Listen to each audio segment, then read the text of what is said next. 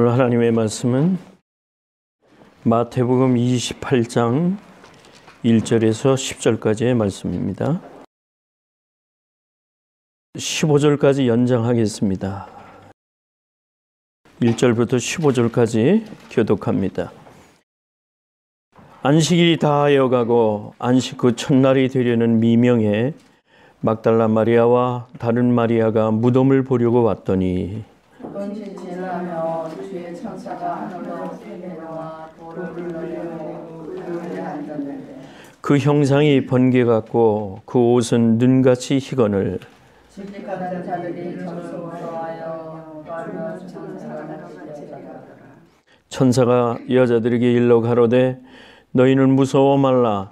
십자가에 못 박히신 예수를 너희가 찾는 줄을 내가 아노라. 그가 여기 계시지 않고 그의 말씀하신 대로 살아나셨습니다. 와서 그의 누우셨던 것을 보라. 또 빨리 가서 그의 제자들에게 이르되 그가 죽은 자 가운데서 살아나셨고 너희보다 먼저 갈릴리로 가시나니 거기서 너희가 배우리라 하라. 보라 내가 너희에게 일렀느니라 하거늘.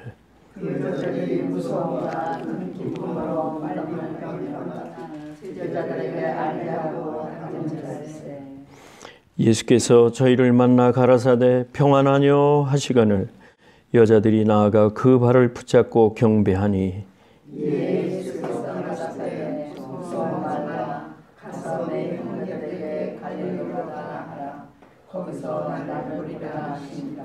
여자들이 갈새 파수꾼 중 몇이 성에 들어가 모든 된 일을 대제사장들에게 고하니 그들이 장로들과 함께 모여 의논하고 군인들에게 돈을 많이 주며 가로되 너희는 말하기를 그의 제자들이 밤에 와서 우리가 잘 때에 그를 도적질하여 갔다 하라.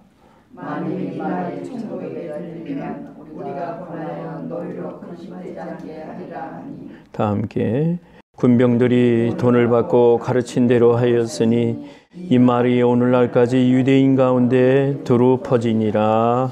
아멘.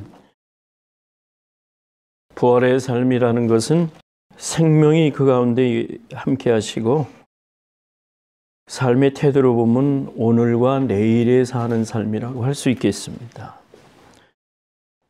이것은 신비한 일이요. 또 세상의 기준으로는 도저히 납득이 할 수 없는 일이 부활의 사건입니다.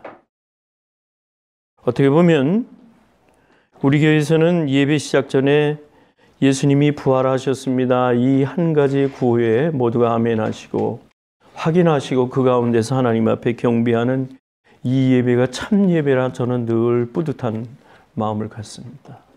왜냐하면 우리의 삶은 예수님이 부활하시고 부활하신 그 가운데 생명을 얻고 우리가 이 땅에 살면서 주님의 역사에 동참하는 일이 되기 때문에 그렇습니다. 사랑하는 여러분들은 하나님이 베풀어 주신 역사의 주인공으로 사시는 분이신 줄로 확인합니다. 그리고 확신합니다. 예수님의 부활하신 그 뜻을 따라서 여러분들은 이 세상을 말씀대로 실천하시면서 매양 새 시대를 이어는 순간순간을 여러분은 역사 속에서 감당하고 계십니다. 마가복음 15장 43절에 그런 말씀이 나와요. 하나님이 역사를 어떻게 주관하시는가 이 사건을 보면은 예수님이 돌아가실 것을 아시고 이제 죽음 이후의 무덤이라는 것은 상당히 중요한 일입니다. 그렇기 때문에 아리마대 요셉이라고 하는 당대의 존귀한 공회원이다. 오늘날로 말하면 국회의원이겠죠. 존귀한 사람이다 이렇게 표현했어요. 많은 유대인과 그 당시의 사회에서 존경받던 요셉을 하나님이 부르신 거예요. 그래서 요셉은 어떤 사람이냐면 드러내놓지는 않았지만 하나님의 나라를 기다리는 사람이었어요. 예수님이 돌아가시고 난 다음에 무덤에 묻히실 때까지 아리마대 요셉이라는 사람이 돈이 있는 사람이니까 그래서 그런지 몰라도 자기가 새로운 무덤을 준비했습니다. 저는 이 말씀을 보고 참 많은 은혜를 받았어요. 하나님의 나라에서 하는 일들은 하나님께서는 그렇게 늘 새로움을 예비하시고 준비하신다. 기다리는 사람에게 하나님을 사용하신다는 거죠. 이 고난을 받은 후에 요셉의 마음을 하나님 움직이셔서 가서 네가 로마 군병에 가서 네가 시신을 찾아오라 하는 성령의 움직이심이 준비되신 거예요. 우리가 이사야 53장을 보면 예수님께서 인류의 대속의 죄를 위해서 예수님을 표현한 그 글이 나와요. 초라한 그 인간의 모습이지만 예수님을 통해서 인류를 구성하는 대역사를 일으키시는 것을 이미 이사야를 통해서 예언하신 겁니다. 그럼 역사는 한순간 하나님이 인도하시는 그것이에요. 그런데 예수님이 십자가에서 고난받으시니 돌아가시고 난 다음에 그 시신을 이미 요셉이라고 하는 존귀한 공예원을 통해서 하나님은 존귀하게 처리하신 겁니다. 엄청난 은혜가 되죠, 하나님께? 사랑하는 여러분, 하나님의 사람이 되면은 이 요셉과 같이 여러분도 그렇게 쓰이실 줄로 믿습니다. 우린 그런 신앙을 가져야 돼요. 한 가지 일의 끝에 다른 일이 시작이 됩니다. 그 의미를 알고 진행하는 것이 역사의 진실적인 행위인 거예요. 한 단위가, 한 순간이 끝나면 다음 역사가 이루어질 때 하나님은 하나님의 방법으로 거룩하게, 하나님은 존귀하게 인도하시는 사실을 오늘 여기서 우리는 배울 수가 있습니다. 여기 보니까 일상 그 수직하던 사람에게 돌을 임봉하고 무덤을 굳게 하다 27장 마지막 절에 이렇게 나와요. 그런데 어떻게 됐습니까? 안식 후 첫날에 새벽에 마리아와 그 사랑을 받던 마리아가 예수님을 확인하러 제일 먼저 달려갔더니 큰 지진이 나고 하늘의 천사가 내려와 돌을 굴려내고 그 위에 앉았는데 그를 지키던 사람이 무서워하며 떨며 죽은 사람같이 되었더라. 오늘 본문에는 그렇게 표현했습니다. 천사가 여자들에게 일러서 너희는 무서워하지 마라. 십자가에 못 박히신 예수를 너희가 찾는 줄을 나 천사가 안다, 그 말씀이에요. 자, 그런데 거기서 대답을 해주시는 거예요. 너희들이 찾는 그 예수는 여기 계시지 않고 살아나셔서 평소에 제자들에게 하신 말씀대로 갈릴리에 먼저 가셨느니라. 제자들에게 여러 차례 말씀하셨어요. 내가 이제 죽은 후에 다시 살아날 때는 갈릴리에서 너희를 만날 수 있으리라. 이 부활의 증거가 6절 말씀에 그가 여기 계시지 않고 그의 말씀하시던 대로 살아나셨다. 와서 그의 누우신 것을 보아라. 다른 성경에 보면 그렇게 나와요. 머리에 수건을 쓰고 그 다음에 세마포로 온 몸을 가든 베옷이 따로따로 분리해서 객혀 있더라, 그렇게 나와요. 따로따로 있다는 것은 만일의 시신을 여러분 상상을 한번 해보세요. 그 차디찬 시신도 두려운 건데 만일에 여기 수직하던 사람들이, 로마 군병들이, 열성적인 제자들이 와서 그 예수님이 시신을 훔쳐갔다 생각을 해보세요. 그런데 거기에 왜 세마포가 있고 예수님이 시신을 샀던 머리에 있던 수건은 왜 거기에 있는 거예요? 그러면은 시신을 가져갈 때 그 옷을 다 벗기고 알몸으로 예수님을 안고 도망갔느냐, 이런 얘기가 되죠. 그런 증거도 나올 수 있잖아요. 그죠? 끔찍한 일이죠? 시신 만지는 것도 참 그거 별로 기분 좋은 일은 아니에요. 차도 그렇게 찰 수가 없어요. 시신을 만져보셨어요, 여러분? 굉장히 차죠. 예, 체온이 없기 때문에. 그런데 예수님이 세마포를 싼 채로 가지고 나아가지 그거를 왜 거기서 시신에 분리시켰겠느냐 말이에요. 말도 안 되는 얘기를 제가 지금 하는 거예요. 이 사람들이 변명을 했죠. 군병들한테 많은 돈을 주고 유혹을 해가지고 그렇게 말을 하게 했습니다. 자, 증거로 볼 때 천사가 말씀합니다. 너희들은 예수님이 누우셨던 곳을 보라. 그러니까 10절에 보니까 그 여인들을 만난 예수님이 무서워하지 말라. 가서 내 형제들에게 갈릴리로 가라 하라. 거기서 나를 보리라 하시니라. 내가 먼저 갈릴리로 가 있겠다 그러셨거든. 이 갈릴리를 한번 살펴보십시다. 이 갈릴리는 지난번에 그 사마리아를 좀 얘기했습니다만 그 인종이 전부 섞여 살기 때문에 바벨론 포로 이후에 이방의 갈릴리라는 마을이 어울리게 돼 있어요. 우리 여기서 중요한 것을 하나 깨닫게 됩니다. 하나님께서는 예수님 이후에 이방에게 빛이 비추었다. 마태복음 4장 15, 16절 보니까 스불론 땅과 납달리 땅과 요단강 저편 해변 길과 이방의 갈릴리여 흑암에 앉은 백성이 큰 빛을 보았고 사망의 땅과 그늘에 앉은 자들에게 빛이 빛이었다. 이사야에서 나오는 말씀을 하십니다. 흑암에 앉은 백성이 이방의 갈릴리라 이렇게 얘기를 했어요. 오늘 이방의 이 갈릴리를 왜 예수님이 살아나시자마자 그곳으로 가셨느냐? 중요한 의미를 우리에게 줍니다. 부활이 기쁩니다. 해피 이스터 됩니다. 기쁩니다. 자, 기쁨으로 끝날 일입니까? 하나님의 나라는 역사가 계속 진행된다고 볼 때는 잠시라도 고요하게 멈춰 있을 일이 아닌 겁니다. 살아계신 주님은 이미 갈릴리로 가셔서 자기의 계속적 사역을 하신 겁니다. 아멘. 오늘 우리가 이것을 배워야 합니다. 제자들이 만나서 평소에 주님이 십자가에 달리시기 이전에 예루살렘에 올라가시기 전에 주로 사역하시던 곳이 갈릴리 지역이었어요. 거기서 예수님이 제자를 만났습니다.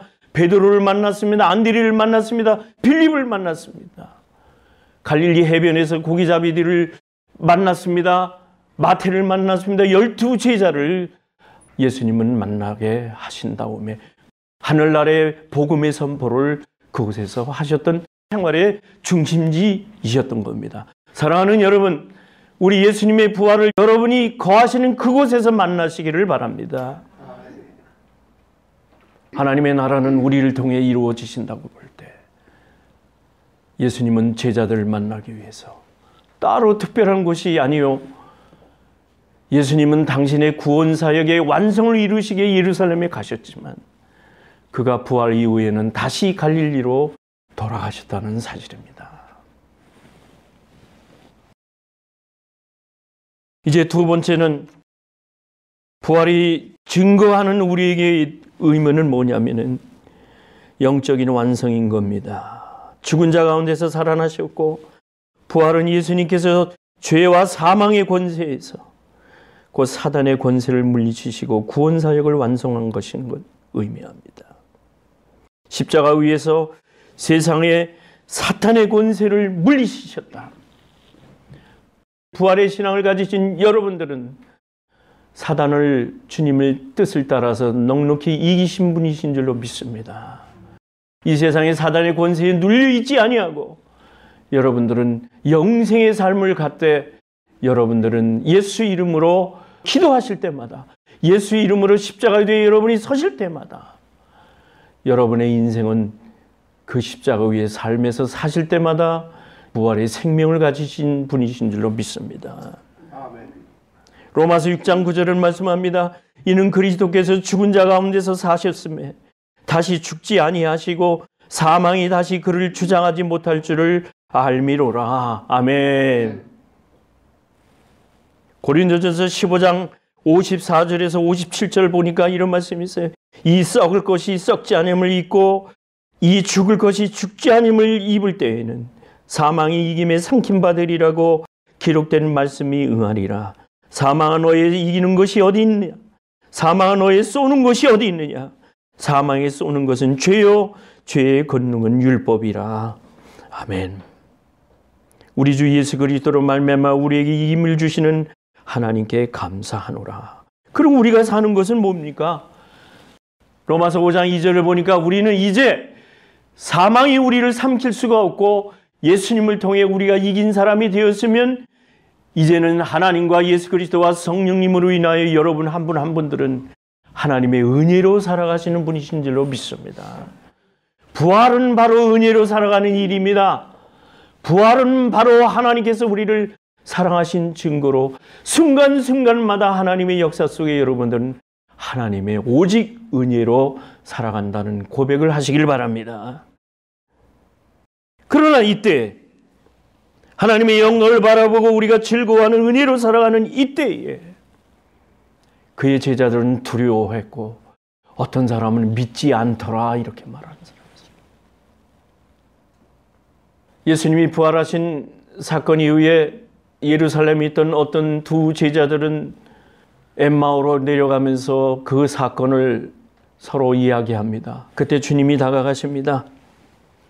그때 성경의 말씀을 풀어주면서 예수님이 그들에게 말씀을 전할 때 그들의 마음이 뜨거워졌다고 그랬습니다. 이제 그들은 예수님을 모시고 강권하여 자기 집으로 모셔서 우리가 지금 이제 이 부활절 때 특히 우리 교회에서는 성찬식을 하는 의미가 참 크다고 생각해요. 왜냐하면 제자들하고 떡을 떼시면서 하늘의 말씀을 부활 이후에 주셨어요. 그럴 때 성경을 풀어줄 때 그들과 식사를 하실 때 주님은 죽었다 살아나셨지만 영적으로 해석하면 안 됩니다. 영적으로만 해석하면 안 된다는 의미는 육적으로도 살과 뼈에서 잡수셨다는 증거가 여기에 있는 겁니다. 그래서 떡을 떼시면서 하나님 말씀을 할 때 그 제자들은 마음이 뜨거워졌다 이런 말씀이었습니다. 성경의 말씀으로 인하여 마음이 뜨거워지는 부활의 신앙을 가지시는 여러분이 되시기를 바랍니다. 살아계신 이것은 소위 우리가 말을 잘하는 팩트입니다. 사실인 겁니다. 이제 마지막으로 말씀드립니다. 그럼 우리는 어떻게 살아가야 되느냐? 남은 세월 기간에 이 부활이 주는 영생함을 가지고 소망 가운데서 우리는 살아가야 하는 겁니다. 여러분의 인생이 아닙니다. 이제는 여러분들께서 하나님에게 영접하는 자, 그 이름을 믿는 자들에게 하나님의 자녀가 되는 권세를 받으신 분이신 줄로 믿습니다. 부활의 신앙으로 살아가십시오. 부활의 신앙은 바로 소망이요 영생을 얻는 일이기 때문에 지금도 역사는 이루어지고 있고 장차 주님 오실 날 이 부활의 소망의 신앙이 바로 여러분들을 하늘나라로 안내하시는 오늘의 삶이 되시는 줄로 믿습니다. 모쪼록 부활의 증거는 바로 여러분이 증거자요. 여러분들이 신앙의 증거자들이 되신 것을 믿습니다. 모쪼록 하나님의 은혜 가운데서 우리가 살아갈 때 날마다 부활하신 그 주님을 여러분의 주인으로 모시고 승리하시기를 주의 이름으로 축원합니다. 거룩하신 하나님 아버지 감사합니다. 역사가 변하고 순간순간 환경이 변할 때 우리는 두려워하지만은 죽음과 절망에서 살아난 우리들은 예수님의 부활의 은혜로 말미암아 우리들이 살아가고 있습니다. 부활의 소망 가운데서 살아가고 있습니다. 이제 우리 기독교는 교조에 무덤이 없는 것을 압니다. 다른 종교는 이제 무덤이 있어서 그를 기념하지만 우리 살아계신 주님에게는 무덤이 없습니다. 우리가 그것을 믿고 살아갈 때에 하나님 감사합니다. 살아계신 주님 오늘 우리와 함께 하셔서 우리로 하여금 영원한 하나님의 백성이 되게 하신 것을 감사드리옵고 예수님의 이름으로 기도하옵나이다. 아멘.